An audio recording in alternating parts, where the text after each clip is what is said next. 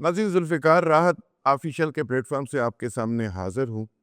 नाज़रीन, पीटीआई के अंदर क्या हो रहा है और पीटीआई के अंदर क्या फॉरवर्ड ब्लॉक वाकई बन चुका है, और ये फॉरवर्ड ब्लॉक कब सामने आएगा, और ये कौन बना रहा है, और इसका मकसद क्या है, और इस फॉरवर्ड ब्लॉक के कार्ड को हुकूमत कब इस्तेमाल करने जा रही है। ये नाज़रीन इनसाइड इंफॉर्मेशन है जो आपसे शेयर कर रहा हूँ। पीटीआई के अंदर मिनिमम 25 लोग कॉम्प्रोमाइज हैं मुकम्मल तौर पर।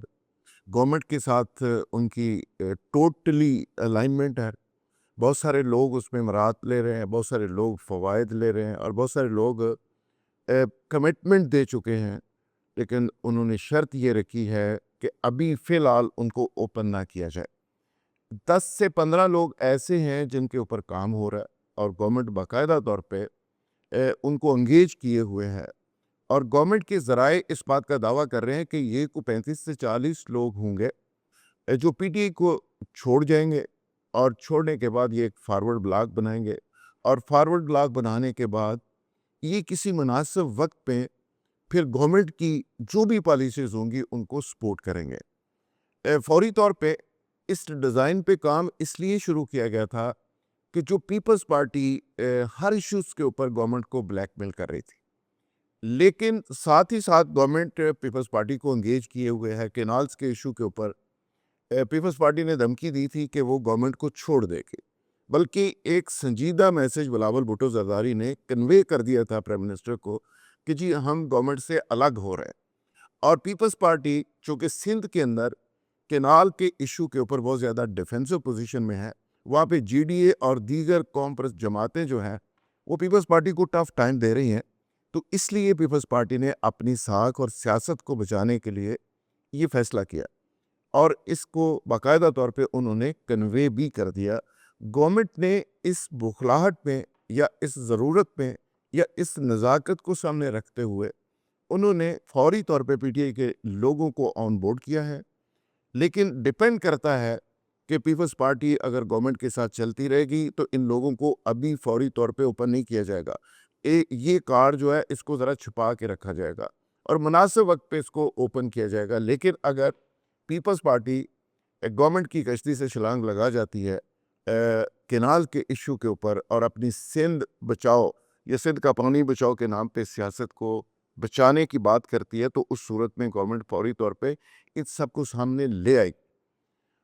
अब सोचने की बात यह है कि बानी पीटीआई जो आज भी जेल के अंदर बैठ के एक रेजिस्टेंस की सियासत कर रहे हैं, अपनी पॉपुलैरिटी का दावा कर रहे हैं, वो क्या कुछ लूज कर चुके हैं।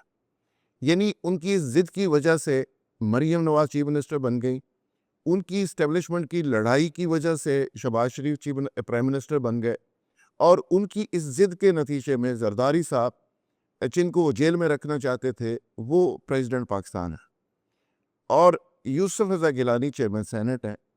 और सच ये है और फैक्ट ये है कि हर गुजरते दिन के साथ गवर्नमेंट कंफर्टेबल हो रही है, और हर गुजरते दिन के साथ भी पीटीआई कमज़ोर हो रही है।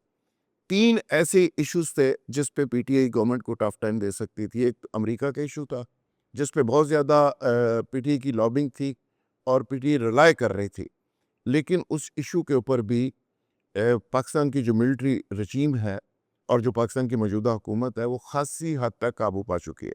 मेरी इतला के मुताबिक कुछ 60-70% अमेरिका का जो इशू था उसको गवर्नमेंट एंगेज करने में और सॉल्व करने में कामयाब हो चुकी है। यानी वहाँ से कोई प्रेशर पीटीआई के लिए उस तरह का नहीं आ रहा। दूसरा इशू था कि पीटीआई के अंदर एक रेजिस्टेंस थी, पीटीआई का वर्कर था, मोबिलाइज था, सड़कों पे आता था, गवर्नमेंट को टफ टाइम देता था। उसमें भी 26 नवंबर की जो इस्लामाबाद की एपिसोड हुई, उसके बाद पीटीआई का वर्कर निकलने को तैयार नहीं, वो डिसहार्ट है, मायूस है, जेलों के अंदर है, उनकी गाड़ियां तोड़ दी गई, उनके घर गिरा दिए गए, उनको फाइनेंशियली इतना डैमेज कर दिया गया कि वो बेचारे उठने के काबिल नहीं रहे। यानी खान साहब की बार बार कॉल्स ने लोगों को थका के रख दिया। हम बार बार उस वक्त भी कहते रहे कि अपने लोगों को, सिपाहियों को, कमांडरों को थकाया नहीं करते, उनको अपनी ताकत को बचा के रखते हैं फाइनल राउंड के लिए। लेकिन उनकी सियासी नातजर्बाकारी के नतीजे में बहुत सारे लोग थक के बेचारे अब घरों में बैठ गए। تیسری اور آخری بات، پی ٹی آئی کا ایک انحصار ہے سوشل میڈیا کے اوپر۔ پاکستان کے ادارے اور پاکستان کی حکومت دعویٰ کر رہی ہے کہ وہ 50 سے 60-70% سوشل میڈیا کو بھی مینیج کر چکی ہے فائر وال کے ذریعے اور اس کے کاؤنٹر کے ذریعے، کاؤنٹر اسٹریٹجی کے ذریعے، پیکا کے ذریعے۔ اب یہ 3 ایسی چیزیں تھیں جس کی وجہ سے پی ٹی آئی سروائیو کر رہی تھی۔ پی ٹی آئی کے موسٹلی لوگ کمپرومائزڈ ہیں، پی ٹی آئی کے مختلف یوٹیوبرز ہیں جو بالکل زیرو سے اربپتی بن گئے، بہت سارے وکلا ایسے ہیں جو کروڑ پتی بن گئے، اربپتی بن گئے خان کا نام استعمال کر کر کے، اور بہت سارے لیڈرز ایسے ہیں جو کمپرومائز کی بھاری قیمتیں وصول کر چکے ہیں۔ بلکہ میں تو یہ بھی دعویٰ کر رہا ہوں کہ کچھ لیڈرز ایسے بھی ہیں جو یہ نہیں چاہتے کہ خاصا باہر آئے، کیونکہ ان کی چتراہٹ ہے، ان کی باہر بلے بلے ہو رہی ہے۔ یعنی بعض لوگ جو تصور بھی نہیں کر سکتے تھے کہ وہ آرمی چیف کو کبھی ملیں گے، آرمی چیف کے ساتھ وہ ٹی بریکیں کر رہے ہیں، وہ ناشتے کر رہے ہیں، چائے پی رہے ہیں، تو ایسے حالات کے اندر بہت سارے لوگوں کی لاٹری نکلی ہوئی ہے، بہت سارے لوگوں کی چاندی بن رہی ہے، بہت سارے لوگ اس پہ مراد لے رہے ہیں گورنمنٹ سے اور اپنی اس کمپرومائز پوزیشن کو کیش کروا کے۔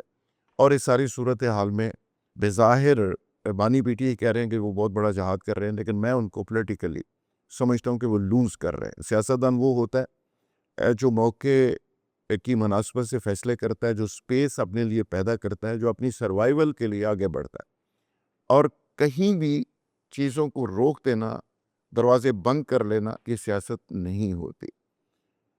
ناظرین، یہ ایک انسائٹ تھی اور اس میں کچھ تجزیہ تھا، سوچا آپ سے شیئر کر دیں۔ کافی دنوں کے بعد آج حاضر ہوا، اب باقاعدہ آپ سے انشاءاللہ ملاقات ہوا کرے گی۔ ذوالفقار راحت آفیشیل کو ضرور سبسکرائب کریں تاکہ تازہ ترین تجزیے اور لیٹسٹ انفارمیشن آپ تک پہنچتی رہے، اور جو ویڈیو آپ کو پسند ہے اس کو آگے شیئر بھی ضرور کریں۔ بہت شکریہ۔